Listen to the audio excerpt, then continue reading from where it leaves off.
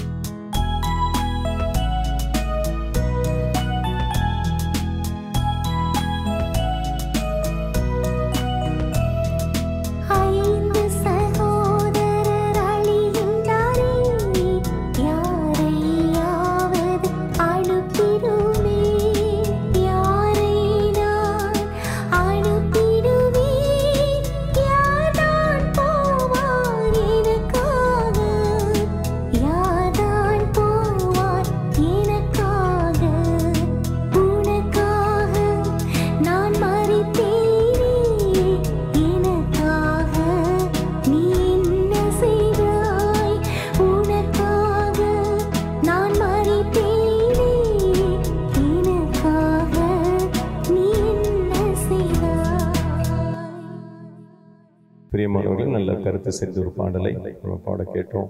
கர்த்தர் நல்லவர். அநேகர் நம்முடைய word of deliverance ministries YouTube channel மூலமாக தொடப்படுகிறத சாட்சிகளாக கேட்கும் பொழுது மிகுந்த மகிழ்ச்சியாக இருக்கிறது. அநேக தொடர்ந்து நிகழ்ச்சிகளை நீங்கள் பார்த்து கொண்டு வரீங்க. கர்த்தர் நல்லவருடைய நாமம் மகிமைப்படுவதாக. இந்த நாளிலும் இந்த மாதத்தின் முதல் நாள் செய்தியில கர்த்தர் உங்களை தொட போகிறார். தேவன் உங்களுடைய வாழ்க்கையின் தேவைகளை சந்திக்க போகிறார். ஆண்டவர் நல்லவராகவே இருக்கிறார். ஹல்லேலூயா. ஆமா, நம்முடைய நிகழ்ச்சிகளை பார்க்கிற தேவ பிள்ளைகள் மற்றவர்களுக்கும் இயேசுவின் அன்பை கொண்டு செல்லும் வண்ணமாக அநேகருக்கு இந்த நிகழ்ச்சிகளை நீங்க ஷேர் பண்ணுங்க. அதன் மூலமாக தேவ தொடுதலை எல்லாரும் பெற்று ஆண்டவருடைய அற்புதங்களை பெற்றுக்கொள்ள அது உதவியாக இருக்கும் என்று சொல்லி பட்சமாய் நான் கேட்கிறேன். இறுதி வரை தேவனுடைய வார்த்தைகளை கேளுங்க. ஜெபத்திலும் பங்கு பெறுங்க. கர்த்தர் உங்களை ஆசீர்வதிக்க போகிறார். கண்களை மூடுவோமா? ஆண்டவரே, என்னோடு உங்களோடு கூட பேசும் என்று சொல்லி கேட்போமா? கண்களை ஆண்டவரே, நாங்கள் நன்றி செலுத்துகிறோம். இந்த ஆசீர்வதிக்கப்பட்டிருக்கிற மனமகிழ்ச்சியின் மாதத்துக்கு முதல் நாளில் நம்முடைய சமூகத்தில் வந்து நிற்கிறோம். அடியேறி மறைத்து அடியனோடு இணைந்திருக்கிற அன்பான சகோதர சகோதரிகள், குடும்பத்தின் பிள்ளைகள் அத்தனை பேரும் ஆண்டவர் இயேசு அப்பா, நீங்கள் தெளிவாய் பேச வேண்டும் என்று சொல்லி நம்முடைய சமூகத்தில் நாங்கள் ஜெபிக்கிறோம். அடியனுடைய வாயின் வார்த்தைகளும் எங்கள் அனைவருடைய இருதயத்தின் தியானங்களும் ஆண்டவரே எப்பொழுதும் உடைய சமூகத்தில் பிரதியாக இருக்கட்டும். கேட்கிற ஜனங்களாக மாத்திரமல்ல, செயல்படுகிற பாத்திரங்களாக கத்திரங்களை மாற்றிவிட வேண்டும் என்று கெஞ்சுகிறோம். செய்கிறபடி நான் நன்றி செலுத்துகிறோம். இயேசுவின் இன்ப நாமத்தில் ஜெபிக்கின்றேன். ஜெபங்களும் எங்கள் ஜீவனுள்ள நல்ல பிதாவே, ஆமென். இந்த நாளிலும் ஆண்டவன் நம்மோடு கூட பேசும்படியாக விரும்புகிற தலைப்பு பொறுமையாய். ஹல்லேலூயா, ஹல்லேலூயா. நீங்களும் நானும் பொறுமையாய் இருப்பதற்கு அழைக்கப்படுகிறோம். அதை உணர்த்தும் முன்னமாக அமைந்த ஜீவனுள்ள வார்த்தைகளை நான் வாசிக்கிறேன். 1 பேதுரு 2ஆம் அதிகாரத்துல 20வது வசனத்துல வேதம் அருமையாக சொல்லுகிறது, நீங்கள் குற்றம் செய்து அடிக்கப்படும் போது பொறுமையோடே சகித்தால் அதனால் என்ன கீர்த்தி உண்டு? நீங்கள் நன்மை செய்து பாடுபடும் போது பொறுமையோடே சகித்தால் அதுவே தேவனுக்கு முன்பாக பிரதியாயிருக்கும். ஹல்லேலூயா. நீங்களும் நானும் தவறு செய்து பொறுமையோட பாடுகள் அனுபவிப்பதில் ஒன்றுமில்லை. ஆனால் நன்மை செய்து நம்ம பாடுகளை அனுபவிப்பதற்கு நம்ம அர்ப்பணிப்போமே, ஆனா அது தேவ பார்வையில கீர்த்தியாக இருக்கும் என்று சொல்லி வேதம் அருமையாக சொல்கிறது.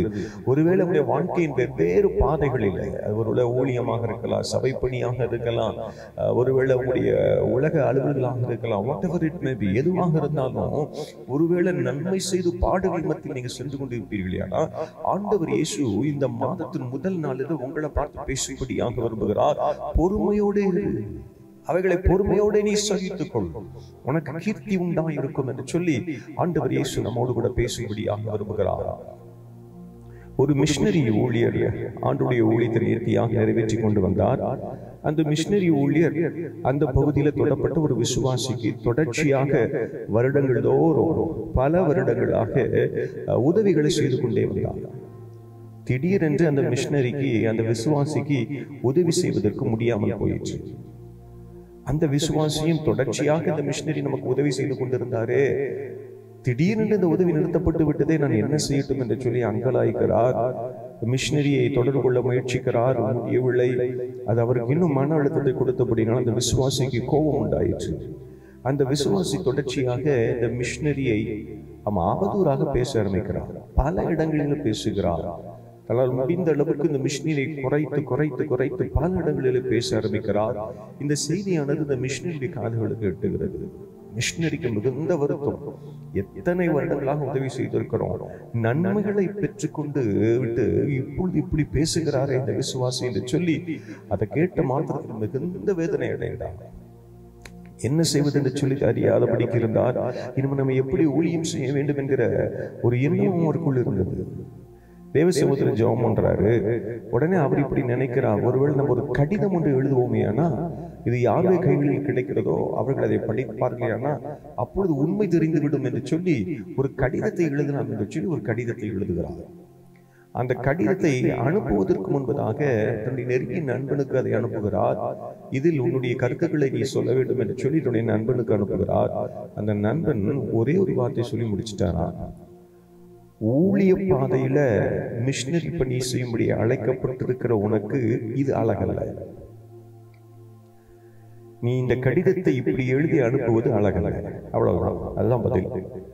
உடனே தேவ சமூகத்தில் மங்களா அப்படின்ட்டு யோசிக்கிற வேளையில பாடுகளை ஏற்றுக்கொள்வதற்கு, சிலுவையை சுமப்பதற்கு நம்ம அழைக்கப்பட்டிருக்கிறோம் என்பதை கர்த்தர் அழுத்தமாக பேசினபடினால நம்ம நன்மை செய்திருக்கிறோம். இந்த பாடுகளை ஏற்றுக்கொள்வோம், கர்த்தருடைய பாதத்துல வைத்து விடுவோம், அவர் பார்த்துக் கொள்வார் என்று சொல்லி அந்த மிஷனரி கர்த்தருடைய பாதத்துல இந்த காரியத்தை வைத்து விட்டு ஜெபிக்க ஆரம்பிக்கிறார். என்ன அற்புதம் பாருங்க. நாட்கள் உருண்டோடுகிறது. அந்த விசுவாசியுடைய வாழ்க்கையில கர்த்தர் பேசுகிறார், இடைவிட ஆரம்பிக்கிறார்.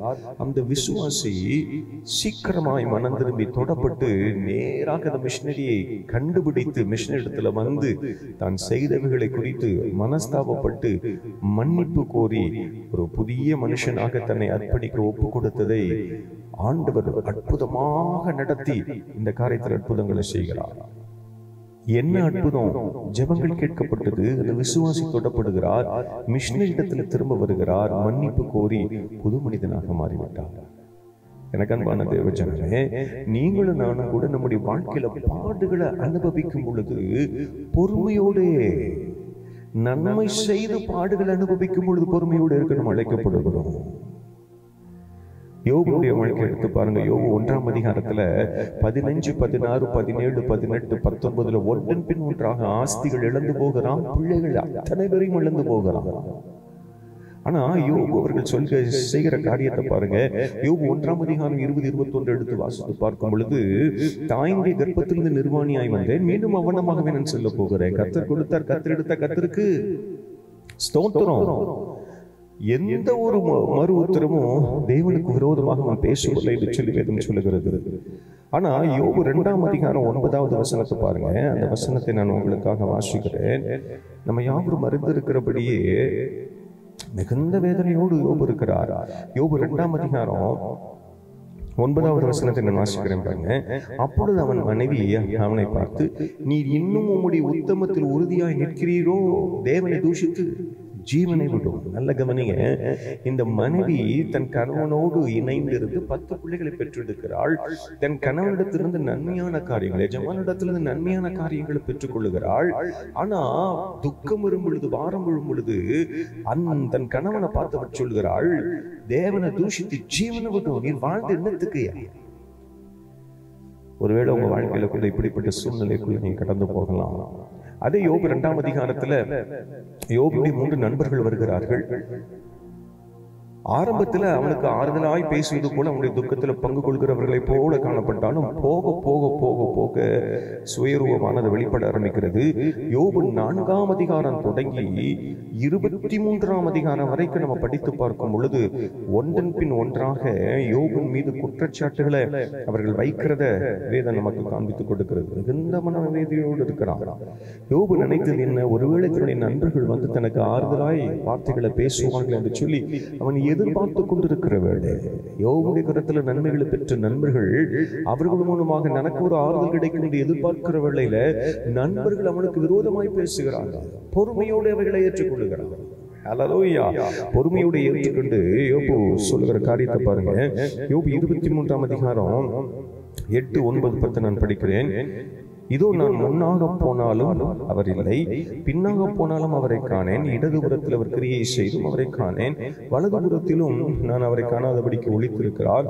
ஆனாலும் நான் போகும் வழியை அவர் அறிவார். அவர் என்னை சோதித்த பின் நான் பொன்னாக விளங்குவேன். ஒருவேளை நன்மையை பெற்றுக்கொண்ட நன்மைகள் தனக்கு விரோதமாய் செய்தாலும் நான் பொறுமையோடு அவைகளை நான் சகித்துக் கொள்ளுகிறேன். சோதனைக்கு பின்பதாக நான் சுத்த பொன்னாக விளங்குவேன் என்று சொல்லி யோபு பதிவு செய்கிறார். இன்னும் நேர்த்தியாக யோபு 42ஆம் அதிகாரத்துக்கு நேராக நம்ம கண்களை திருப்புவோம். ஏன்னா 2வது வசனத்தை வாசிக்கிற தேவனின் சகலத்தையும் செய்ய வல்லவர், நீ செய்ய நினைத்தது தடைபடாது என்பதை அறிந்திருக்கிற. இக்கட்டான நேரம், நெருக்கமான நேரம், நன்மையை பெற்றுக்கொண்ட நண்பர்கள் எதிராக வந்திருக்கிற நேரம், நன்மையை பெற்றுக்கொண்ட மனைவி தூஷித்து விட்டு தூரமாக சென்ற நேரம், அந்த நேரத்தில் யோபு சொல்கிறார், தேவரே சகலத்தையும் செய்ய வல்லவர், நீ செய்ய நினைத்தது தடைபடாது என்பதை நான் அறிந்திருக்கிறேன் என்று சொல்லி கர்த்தருடைய சமூகத்தில் தன் தாழ்த்தி அர்ப்பணித்திருக்கிறது. ஆமென். கர்த்தருடைய வல்லமையை அவன் அறிக்கை இடுகிறதை வேதம் காண்பித்துக் கொடுக்கிறது. எனக்கு அன்பான தேவஜனமே, நன்மை செய்து பாடுகளை ஒருவேளை நீங்க அனுபவித்துக் கொண்டிருப்பீர்கள், ஆனால் பொறுமையோடு அவர்களை சகிக்க அழைக்கப்படுகிறோம். பொறுமையோட செய்வோமையானா கர்த்தர் உங்களுக்கு எனக்கும் இரட்டத்தனையான நன்மைகளை தருவதற்கு அவர் உண்மை உள்ளவராக இருக்கிறார். அல்லேலூயா. யோபு 42:10 படிக்கிறேன் பாருங்க. யோபு தன் சிநேகிதருக்காக வேண்டுதல் செய்த போது கர்த்தர் அவன் சிறையிருப்பை மாற்றினார். யோபுவுக்கு முன்னிருந்த எல்லாவற்றை பார்க்கலும் இரண்டத்தனையாக கர்த்தர் அவனுக்கு தந்தருளினார். Double the portion of blessings. பொறுமையோட பாடுகளை சகிக்க நாம் அழைக்கப்படுகிறோம். நன்மை செய்து நமக்கு எதிராக எதிர்மறையாக காரியங்கள் வருமையானா பயப்படாதீர்கள், பொறுமையோடையவர்களை ஏற்றுக்கொள்ளுங்கள். அதுவேளை உங்க பிள்ளைகள் உங்களுக்கு விரோதமாக வரலாம், பெற்றோர்கள் உங்களுக்கு விரோதமாக வரலாம், வேலை பார்க்கிற இடத்துல சக ஊழியர்கள் உங்களுக்கு விரோதமாக வரலாம், உங்க நண்பர்கள் உங்களுக்கு விரோதமாக வரலாம், ஒருவேளை ஊழியத்தின் பாதையில மற்ற ஊழியர்கள் வரலாம், அறிந்தோ அறியாமல் அந்த தவறுகளை அவர்கள் செய்யலாம். சபை பணிகளில் ஒருவேளை சபையை நான் நேசித்தனே ஆண்டவரே, சபைக்காக நான் ஓடினேனே, சபையில ஒருவேளை பிரச்சனைகளை நீங்க சந்திக்கலாம். பயப்படாதீர்கள். நன்மைகளை செய்து உங்களுக்கு விரோதமாய் காரியங்களை நடப்பிப்பார்கள். ஆனா பொறுமையோடு நீங்க செய்ய அர்ப்பணிக்கிற வேளையில கர்த்தர் double the portion of blessing, இரட்டத்தனையான நன்மைகளை கர்த்தர் உங்களுக்கும் எனக்கும் தரும்படியாக விரும்புகிறார். இன்னும் நேர்த்தியாக ஆண்டவர் இயேசுடைய வாழ்க்கையை பாருங்க. மத்தேயு 20:28 அநேகரை மீட்கும்படியாக தம்முடைய ஜீவனை கொடுக்கும்படியாகவே ஆண்டவர் இயேசு உலகத்திற்கு வந்தார். ஊழியம் கொள்ளும்படியாக அல்ல, ஊழியம் செய்யும்படியாகவும் அநேகரை மீட்கும்படியாக தன்னுடைய ஜீவனை கொடுக்க ஆண்டவர் இயேசு வந்தார். எனக்கு அன்பான தேவ ஜனமே, மனுக்குலத்திற்கு நன்மை செய்யும்படியாக, அற்புதங்களை செய்யும்படியாக, விடுதலை கொடுக்கும்படியாக ஆண்டவர் இயேசு இந்த உலகத்திற்கு வந்தார் என்பதை வேதம் பதிவு செய்கிறது. இன்னும் நேர்த்தியாக யோவான் 10:11 எடுத்து வாசித்து பார்ப்போம். நல்ல மேய்ப்பன் தன் ஆடுகளுக்காக தன் ஜீவனையே கொடுக்கிறான். ஜீவனை கொடுக்க வந்த நல்ல மேய்ப்பர் அவர், ஜீவனை கொடுக்க வந்தவர் அல்லவோ அவர். கண்மான தேவ ஜனமே, அப்போஸ்தலர் 10:38 கடைசி பகுதியில் நன்மை செய்கிறவராக அவர் சுற்றி திரிந்தார். அப்போ நன்மைகள் செய்ய வந்தவர் ஆண்டவர் இயேசு, மீட்பு கொடுக்க வந்தவர் ஆண்டவர் இயேசு, விடுதலை கொடுக்க வந்தவர் ஆண்டவர் இயேசு. என்ன நடந்தது? அவரை சிலுவையில் அடிக்கும்படியாக ஒப்பு கொடுக்கிறது நாம் அறிந்திருக்கிறோமே. வேதம் நமக்கு காண்பித்து கொடுக்கிறது. அந்த சிலுவையில் அவர் தொங்கிக் கொண்டிருக்கிற வேளையிலும் பாருங்க, லூக்கா 23:34 ஆண்டவர் சிலுவையில் தொங்கிக் கொண்டிருக்கிறார். கீழே ஆடைகளை பங்கிட்டுக் கொண்டிருக்கிறாங்க. ஆண்டவர் இயேசு சிலுவையில் இருந்து இந்த வேதனையின் உச்சகட்டத்தில் கீழே பார்க்கிறார். ஆண்டவர் அந்த நேரத்திலும் பாருங்க அவர்களுக்காக ஜெபிக்கிறார். நன்மை செய்தார், சிலுவையில ஏத்திட்டாங்க. வேதனையின் உச்சகட்டம் இது, மீண்டும் நன்மையை செய்கிறார். ஒரு அல்லேலூயா சொல்லுங்களேன். அல்லேலூயா. ஆண்டவருடைய இயேசுவுடைய தன்மை சிந்தை நமக்குள்ள வரணும். அல்லேலூயா. பிதாவே இவர்களுக்கு மன்னியும், தாங்கள் செய்கிறது இன்னதென்று அறியாதிருக்கிறார்கள் என்று சொல்லி கதறுகிறத வேதம் நமக்கு காண்பித்துக் கொடுக்கிறது. ஐயா, நன்மை மாத்திரம் செய்து கொண்டே இருந்தார். அந்த நன்மை செய்ததின் பிரதிபலனாக பாடுகள் வந்தாலும் அந்த பாடுகள் மத்தியில் மீண்டும் நன்மை செய்கிறார். பொறுமையோட இந்த பாடுகளை ஏற்றுக்கொள்ளுகிறார். ஆண்டவர் இயேசு பொறுமையோட பாடுகளை ஏற்றுக்கொண்டபடினால ஒருவேளை நீங்க கேட்கலாம், ஆண்டவர் இயேசுக்கு என்ன நடந்தது பிரதர்? வேதம் ரொம்ப அருமையாக காண்பித்துக் கொடுக்கிறது பாருங்க. நான் வாசிக்கிறேன். மத்தேயு 19 நேர கண்களை திருப்புவோமேனா 28 நான் வாசிக்கிறேன் பாருங்க. அதற்கு இயேசு, மறு ஜென்ம காலத்தில மனுஷகுமாரன் தம்முடைய மகிமையுள்ள சிங்காசனத்தின் மேல் வீற்றிருக்கும் போது என்னை பின்பற்றின நீங்களும் இஸ்ரவேலின் 12 கோத்திரங்களையும் நியாயம் தீர்க்கிறவர்களாக 12 சிங்காசனத்தின் மேல் வீற்றிருப்பீர்கள் என்று மெய்யாகவே உங்களுக்கு சொல்லுகிறேன். ஆண்டவர் பொறுமையோட பாடுகளை சகிக்க தன்னை அர்ப்பணித்தபடினால சிங்காசனத்தில் அவர் வீற்றிருக்கிறார். மீண்டும் ராஜாவாக வரப்போகிறார். ஒரு அல்லேலூயா சொல்லுங்க, நல்ல சத்தமா சொல்லுங்க. ஹல்லேலூயா, ஹல்லேலூயா. இன்னும் நேர்த்தியாக 25 நேர கண்களை திருப்போம். ஏன்னா 31 நான் வாசிக்கிறேன் பாருங்க. அன்றையும் மனுஷகுமாரன் தமது மகிமை பொருந்தினவராய் சகல பரிசுத்த தூதரோடு கூட வரும்போது தமது மகிமையுள்ள சிங்காசனத்தின் மேல் வீற்றிருப்பார். ஹல்லேலூயா. மகிமையுள்ள சிங்காசனம் ஆண்டவர் இயேசுவுக்கு கொடுக்கப்பட்டது. காரணம் என்ன தெரியுமா? நன்மை செய்தும் பாடுகள் வரும் பொழுது பொறுமையோடே அவைகளை ஏற்றுக்கொள்வதற்கு என் ஆண்டவர் இயேசு தன்னுடைய வாழ்க்கையில தன்னை தாழ்த்தி அர்ப்பணித்தபடினால ஆண்டவர் பிதாவாகிய தேவன் மகிமையுள்ள ஒரு சிங்காசனத்தில் அவரை வீற்றிருக்கும் பண்ணும்படியாக செய்திருக்கிறத வேதம் காண்பித்துக் கொடுக்கிறது. ஹல்லேலூயா. இன்னும் இறுதியாக கடைசியாக வெளிப்படுத்தல் 3ஆம் அதிகாரம் 21வது வசனத்தை வாசிக்கிறேன் பாருங்க. நான் ஜெயங்கொண்டு என் பிதாவுடைய சிங்காசனத்திலே அவரோட கூட உட்கார்ந்தது போல் ஜெயம் கொள்ளுகிறவன் எவனோ அவனும் என்னுடைய சிங்காசனத்திலே என்னோட கூட உட்காரும்படிக்கு அருள் செய்வேன். ஜெயம் கொண்டு எதிலங்க ஜெயம் கொண்டு? நன்மை செய்து பாடுகளை பொறுமையோடு ஏற்றுக்கொண்டு ஜெயம் கொள்கிறார். ஹல்லேலூயா. அப்ப பாடுகளை பொறுமையோடு ஏற்றுக்கொள்ளுகிறதுல ஒரு ஜெயம் இருக்கிறது. ஆமென். உங்க வாழ்க்கையில நீங்க இம்மையில படுகிற வேதனையில கண்டு பயப்படாதிருங்க, புலம்பாதிருங்க. ஆண்டவர் சீக்கிரமாய் உங்களுக்கு அற்புதங்களை செய்ய போகிறார். இந்த மாதத்திலேயே இந்த மாற்றங்களை நீங்க பார்க்க முடியும். உங்க கையின் பிரயாசங்களில பார்க்க முடியும், உங்க வேலைகளில பார்க்க முடியும், உங்க சரீர பலவீனத்தில் அவைகளை பார்க்க முடியும், உங்க பிள்ளைகளுடைய வாழ்க்கையில் அவைகளை பார்க்க முடியும், உங்க தொழில் அதை நீங்க பார்க்க போறீங்க. கர்த்தர் நல்லவர். ஆண்டவரே, இந்த பாடு அதிகமாக என்னை வாட்டுகிறது. நன்மை செய்த ஆண்டவரே, பிரதிபலனாக நான் வேதனைப்படுகிறேன், அவமானப்படுத்தப்படுகிறேன். பயப்படாதிருங்கள் சகோதரனே, பயப்படாதிருங்கள் சகோதரியே, அன்பான குடும்பங்களை பயப்படாதிருங்கள்.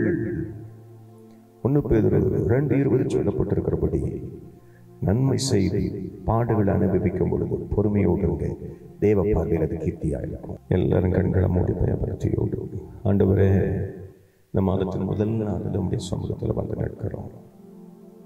நன்மை செய்து பாடுகளை அனுபவிக்கும் பொழுது பொறுமையோடே காத்திருக்கும் பொழுது மகிமை காத்து கொண்டிருக்கிறது, கீர்த்தி காத்து கொண்டிருக்கிறது, புகழ் காத்து கொண்டிருக்கிறது என்பதை வேதம் காண்பித்துக் கொடுக்கிறது.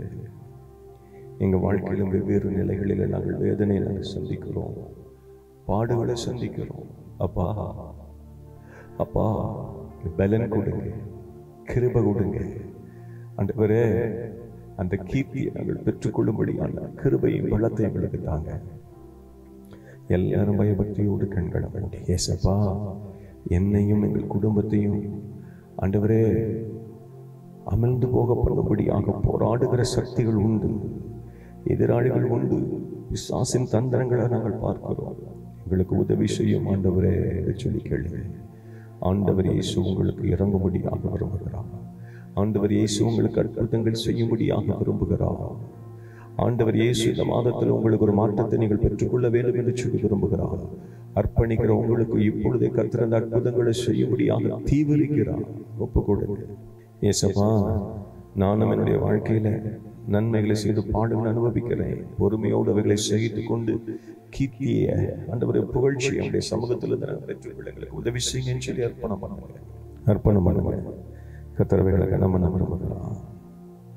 சோர்ந்து போகாதே மனமே, சோர்ந்து போகாதே, போராட சோர்ந்து போகாதே, கண்டுனை அழைத்த தேவன் கைவிடுவாரோ, கண்டுனை அழைத்த தேவன் கைவிடுவாரோ, சோர்ந்து போகாதே மனமே, சோர்ந்து போகாதே. ஒரு ஊழியருடைய உள்ளத்தில் நினைக்கிறீங்க, ஆண்டவரே, நான் உண்மையாக ஊழியம் செய்தேன், ஆனால் என்னுடைய சரீரத்தில் வரக்கூடிய பலவீனங்கள் என்னை வேதனைப்படுத்துகிறது, ஆண்டவர் என்னை மட்டுப்படுத்துகிறது. எதற்காக இந்த பலவீனங்கள்? டாக்டர் இடத்துல பரிசோதனை செய்தோம், எந்த பலவீனங்களையும் கண்டுபிடிக்க முடியல, ஆனாலும் சோர்வுகள் என்னை வாட்டுகிறது. சொல்லிக் கொண்டிருக்கிற ஊழியனே, தேவ கிருபையின் கரம் உங்கள் மீது இறங்குகிறது. கீர்த்தியும் புகழ்ச்சியும் கண்டுகொள்ள கர்த்தர் உதவி செய்ய போகிறார். பொறுமையோடு சகித்துக் கொள்ளுங்கள். கண்ணீரின் பாதையில் சென்று கொண்டிருக்கிறீங்களா? சகோதரியே, சகோதரனை, வாலிப தம்பி, தங்கச்சி, கண்ணீரின் பாதையில் சென்று கொண்டிருக்கிறீங்களா? பொறுமையோடு இயேசப்பா, பொறுமையோடு இவர்களை சகித்து நீங்க வைத்திருக்கிற மேன்மைகளை பெற்றுக்கொள்ள எனக்கு உதவி செய்யுங்கன்னு சொல்லி அர்ப்பணம் பண்ணுங்க. ஆண்டவரே, நன்றி செலுத்துகிறேன். அப்பிரயோஜனமான ஊழியக்காரன் உங்களுடைய சமூகத்தில் தாழ்த்தி ஒப்பு கொடுக்கிறோம். நீங்க சொன்னதை மாத்திரம் நாங்கள் சொல்லி இருக்கிறோம், பாடி இருக்கிறோம், பேசி இருக்கிறோம். ஆண்டவரே, குற்றங்கள் குறைவுகளை தயவா வந்தீங்க.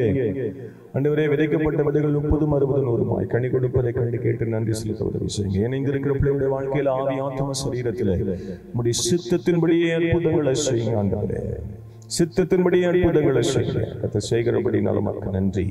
கேட்கிற ஜனங்களாய் மாத்திரமல்ல, செயல்படுகிற பாத்திரங்களாய் எங்களை மாற்றி சுவாமி, மாற்றுகிறபடி நன்றி. தொடர்ந்து பொறுப்படுத்திக் கொள்ளுங்க. அற்புதமான சாட்சிகளை கேட்டு நன்றி செலுத்த கர்த்தர் உதவி செய்யுங்க. இயேசுவின் மூலம் ஜெபிக்கிறோம். ஜெபங்களும் எங்கள் ஜீவனுள்ள நல்ல பிதாவே, ஆமென். சேர்ந்து சொல்லுவோமா? என் ஆத்துமாவே கர்த்தரை ஸ்தோத்திரி, என் முழு உள்ளமையுடைய பரிசுத்த நாமத்தை ஸ்தோத்திரி. என் ஆத்துமாவே கர்த்தரை ஸ்தோத்திரி, அவர் செய்த சகல உபகாரங்களை மறவாதே. ஆமென். Thank you. God bless you all.